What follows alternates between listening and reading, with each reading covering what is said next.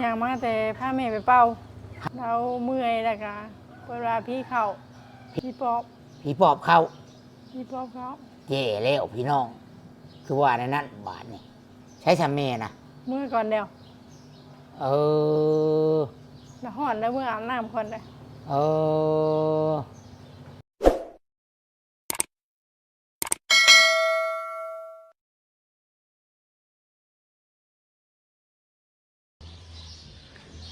กราบทักทายสบายดี สวัสดีเด้อ FC ทุกท่าน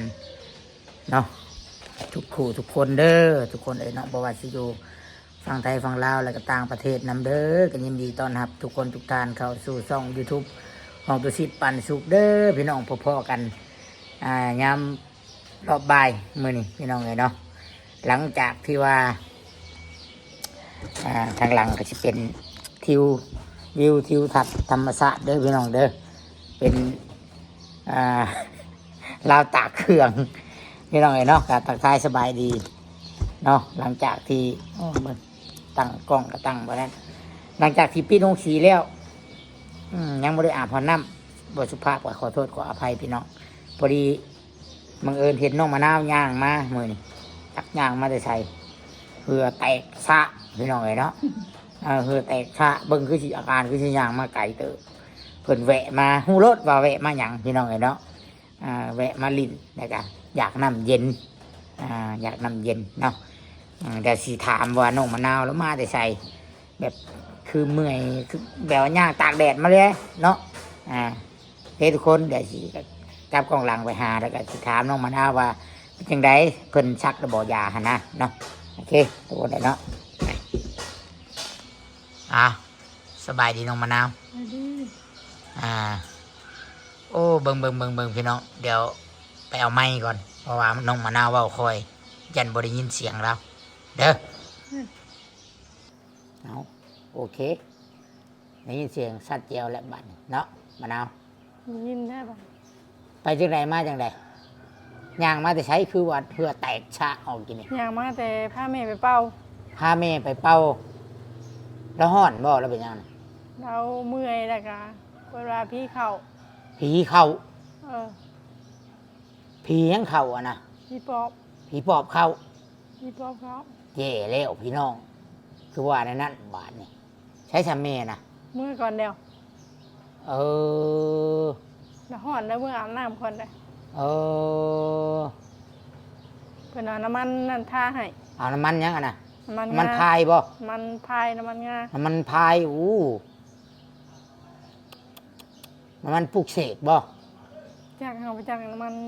มีคิวอะ ตัวก็เห็นว่าเป็นเหตุพิธี เอาไปเขาเบิ้งเขาอีนอกคือ เอออยู่นอกอาการเราเป็นอะไรคือว่าไปเป่า เราคือจังไห้ก็ให้คือจัง คือจะหัวก็หัว คือจะให้ก็ให้ คือจังไห้ก็ให้ เอ้าบ่นักกลัวน้องมะนาวบ่สันนักกลัวเจ้าอีกแล้วสักคันวันนี่นะเราเป็นอาการแบบแรกนะ เราเมื่อยเจ็บอันนี้หลังสันหลังกาบีบให้กูมือ โมเมนบ่เราปวดเราก้มลายมันยังลาย เราบริเหตุเบียกไรนะ ไปแล้วบ่ซักยาไปหาแล้วบ่แพทย์อยู่ทุกศาลา ยังอยู่ ยัง ยังเราไปกวด โอ้ ก็ไปกวดเรื่อยอยู่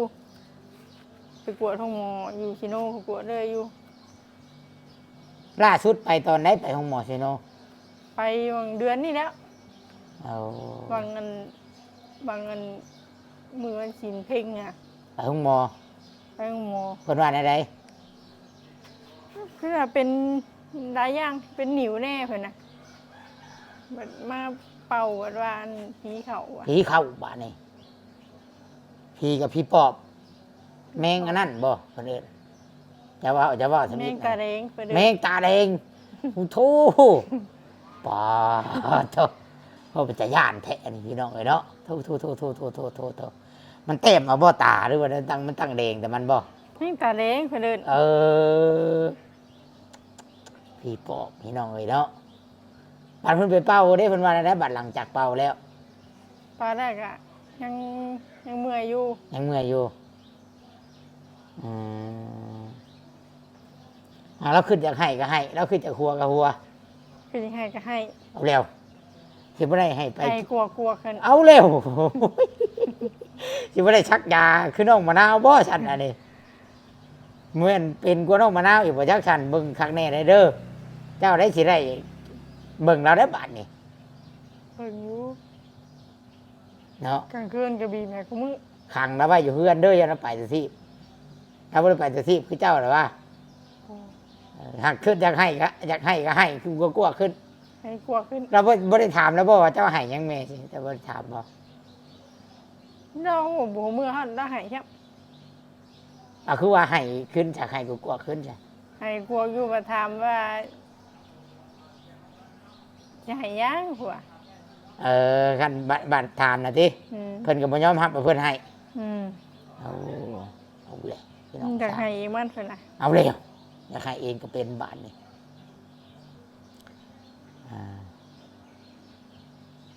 หากเราก็บ่บอกว่าให้หยังติ อืม ก็เลยไปหม้อไปเป่าลงเบิ่ง เป่าเบิ่งยี่ว่าเพิ่นสิไปบ้านไกลเพิ่นน่ะจะบ้านนี่แหละอันคนหลังเป่าเชี่ยวจะบ้านไหน อันนี้ไปเฮ็ดอะไรไปอันนี้นะ ไปก็แต่งคันเขาเป่า บ่ได้พากันไปแต่จักโมงไปนะ ไปแต่ เช้านี้บ่ไป ไป จัก แต่ โมง 9 โมง ขี่รถไป ย่าง ย่างเอา ย่างเอา ว้าตัวแดดๆนั่นนี่อันใด ได้สิละ ทุกคนสังเกตเบิ่งแดดทางหลัง เห็นบ่เห็นบ่แดดทางหลังจ้าเลยได้ทุกคนเลยย่างเอา ย่าง หน้าขาวแสดงเห็นขาวตื้ม ข้าวตื้ม ปอเด้อสิกะมึงเด้อกะนับเอาแต่เฮือนเจ้าเลยเนาะมาเนาะ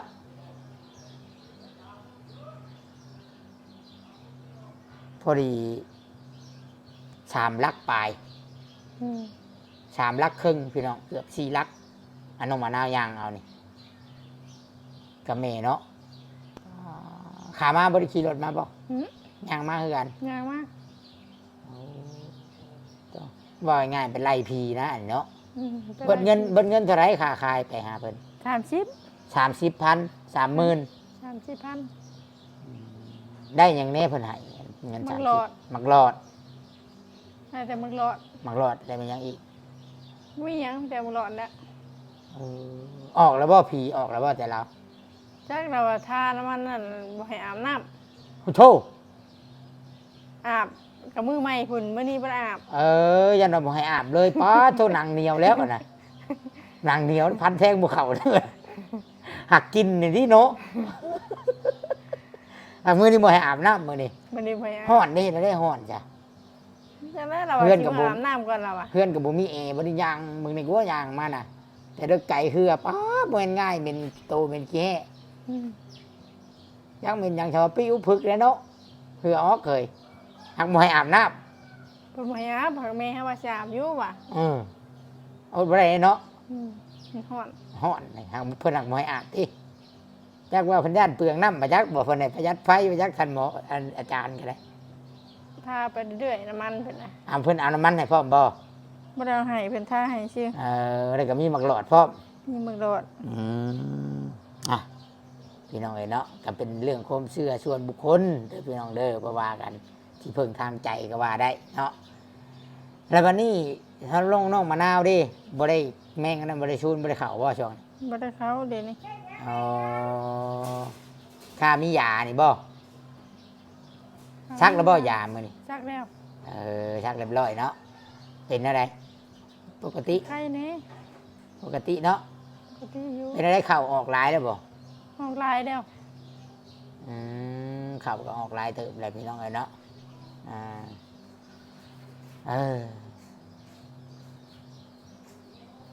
โอ้มาเลยจักโมงอันถามหาเลขนะชื่อเลขบ่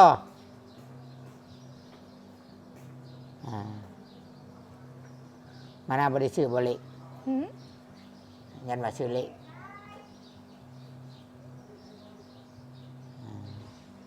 คันขี่รถถีบไปกับสิค่าเดียวเนาะ ก็เดียวคือ สิบ่ไกลปานใดเนาะ ก็เดียวแล้ว แต่งเล็งแต่งเล็งแต่งเล็งไปเอาที่ซ่อนกันได้อยู่บ่แหละ2 คน ซ่อมบ่ได้ รถถีบมันขี่ได้แต่ผู้เดียวได้มีแต่ผู้ติดตุ้ยครับ ซ่อมบ่ได้แล้วจะเมอันนี้ อย่างมันได้สิเบี้ยว นักได้แม่น้องมะนาวคน ทำ คน เด็ก ให น้อ ญ่ ยช้อนได้อยู่เด็กน้อย คนใหญ่โฉดหรือว่าแต่โมเมนต์รุ่นคันรถไฟฟ้าได้อยู่ตีมันใหญ่เด้ อืม รถไฟฟ้าหันกันนักหลายเติบโดยคันว่ารถไฟฟ้ากันเนี่ยต้องรถจักรคันนี้รถจักรที่ครับเห็นอยู่ป่ะ เยี่ยนไปแล้ว พี่น้องน้องมะนาวแม่น้องมะนาวถือผีเขาพี่น้องเลยปา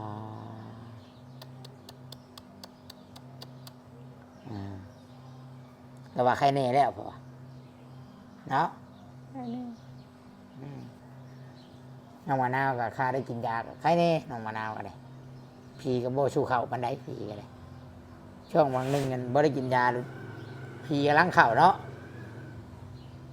ให้แต่ได้ยามีอย่างสิเว่าอยู่บ่ บ่มีหยัง บ่มีหยัง เพิ่นสิชื่อให้บ่ละทีม ฮะ เพิ่นสิชื่อให้บ่ละทีม ทักว่าแหละ อยากได้ดิ ยังไรอยู่ จังว่านี่แหละข่อยก็ได้เพิ่นว่ามือนี่เอาบ่แม่นมือนี่เพิ่นว่าอาทิตย์นี้ อืม ก็พังเบิ่งสิลองหยอดหาเพิ่นอยู่เพิ่นให้ชื่อให้ก็เอาคำเพิ่นเงียบก็บ่ได้เงินอยู่กระเป๋าเพิ่นเนาะ อืม หากอีแม่แล้วแม่นเพิ่นว่าคือว่าเพิ่นซอยยายคำอยู่พี่น้องไอ้เนาะเพิ่นยังซอยเฮือนยายคำอยู่ยายคำได้เฮือนโมเดิร์นโอ้หลังบางงามๆหนึ่งน้องมะนาวบ่มีบุญบ่หลายพี่น้องเอ้ยหาเอาเด้อมะนาวเด้อเห็นบ่หาให้เรียกฉากเอาเด้อบ่หาให้เรียกฉากเอาแล้วเราเงียบเฮ้ย ไปจำพญาตัวเองนะ กี่คิดว่าบ่ได้ดิ จะพยันเฮ็ดเบี้ยบ่ได้ เออเฮ็ดเวียกบ่ได้นี่เฮ็ดเวียกบ่ได้พี่น้องไอ้เนาะคือเป็นห่วงน้องมะนาวอยู่น้องพี่น้องเอ้ยกันว่าเฮ็ดเวียกเนี่ยพญาติขึ้นนี่ไผต่อไปน้องมะนาวสิอยู่กับไผพี่น้องอาศัยไผสมะนาวคิดว่านะ นั่นแหละอยู่ไปแน่ สมมุติว่าแม่ก็จากลูกนี่ไปเด้ จะอยู่ไปธรรมชาตินะ อยู่ธรรมชาติอยู่กับน้องกับหยังบ่เขาก็ย่านเขาไปมีครอบมีครัวเขาเด้ เนี่ยเขาบ่อยู่แล้ว มันว่าเจ้ากับบ่มีลูกมีผัวเฮ็ดได้บัดคันไปเฮ็ดเวียกปัดยันว่าพญาติขึ้น แต่ไปเบี้ยงตะกี้ยังพญาขึ้นบ่ได้เฮ็ดเวียก ตอนนั้นบ่ได้กินยาตอนนั้นตอนนั้น บ่ บ่ ได้กิน มี ยา ยาตอนนั้นตอนนั้นเจ้าบ่ได้ไปปัวตอนนั้นนะเจ้าไปหาแต่หมอผีปัวกันยังบ่แม่นหมอไทยหมอมุก ยากินยาท่านหมอผู้ค้ำนะยา ชูหมอมุกบ่ได้นะชูหมอไทยบ่ได้ใช้บ่ได้ดอก กินยาสวรรค์ดีกินนะ ทุกคนพี่น้องไผสิลงกับตู้ซิดพี่น้องตู้ซิดคิดว่าน้องว่าน้าวเฮ็ดเวียกบัดนี้นี่พญาติบ่ขึ้นลงหยังก็ลงโลดเด้ออันนี้ในความคิดของตู้ซิดเองดอกมันแล้วแต่ สมมุติจะชื่อลงกันได้ซื้อพี่น้องเอ้ย ถามคนคนกับว่าอันยืนบนมือว่าเฮ็ดเวียกอันนั้นน่ะ ฮะ ตอนยิบเนี่ยยืนบนมือ ยืนบนมือ เออ ยืนบนมือน้องมะนาวก็เลยคิดว่าเฮ็ดบ่ได้ดอกเมื่อยเนาะยันเมื่อยไอ้สิฉันเนาะกล้าว่ายันบ่ไหวบ่ ยันบ่ไหว้ อ่าบ่ไหวก็บ่เฮ็ดเท่านั้นแหละเนาะพี่น้องมันก็บ่มีไผบังคับน้องมะนาวเนาะแต่คือเป็นห่วงอนาคตน้องมะนาวซื่อๆพี่น้องเอ้ยคืออีตนแล้วอยู่เพราะว่าแต่คนเฮานี่มันต้องตัวเองต้องพึ่งตัวเองนํพี่น้องต้องช่วยตัวเองนั่นแหละสมมุติว่าเนาะสมมุติอันนี้พี่น้องเป็นเรื่องสมมุติแม่ก็จากโลกนี้ไปผู้ใหญ่เพิ่นก็บ่ได้ติดต่อมาบ่ได้การช่วยเหลือน้องก็ไปทำงานมีครอบครัวเขาก็อยู่กับครอบครัวเขามันก็ต่างเขาผู้เดียวนะบ้านนี้ขอเงินขอคำกัดเขามีลูกมีผัวเขาพี่น้องไอ้เนาะก็สิแบบหนึ่งอีกบ้านนี้ ต่อมาอีกบ้านนี้ก็เหลือแต่ให้แต่หน้ากับ พั เพื่อน งมึงตื่นนะพังมึงบ่มีมามันสิไปยามเปล่าบ่พังเบิ่ง เนาะคนอื่นคิดว่าเขาเอาตัวรอดได้อยู่พี่น้องสำหรับหมอเตอร์มาอย่างแต่น้องมะนาวเลยแหละคืออีตน ตัวที่เราว่ายันอันไปเฮ็ดเวียกแล้วพญาธิขึ้นพี่น้องเอ้ยหากแต่ว่าตัวสิเชื่อพญาธิมันสิขึ้นนี่ก็ต่อเมื่อที่น้องมะนาวเราบ่ได้กินยาพี่น้องทุกคนก็เห็นอาการนํกันเนาะช่วงที่เราขาดยาแล้วก็สายตาเรามันกำลังล็อกแหลกล็อกแหลกมันกำลังสิขึ้นไปเดียวกับตอนที่เราถึกโซอยู่เฮือนคือตอนนี้นี่ยังมีแม่อยู่พี่น้องยังมีแม่มีน้องอยู่หาสุกินหาเงินหาคำสุกินไปหาคุดหน่อไม้จิรอช่วยกันมาเตอไปก้านไปเยื่องให้กิน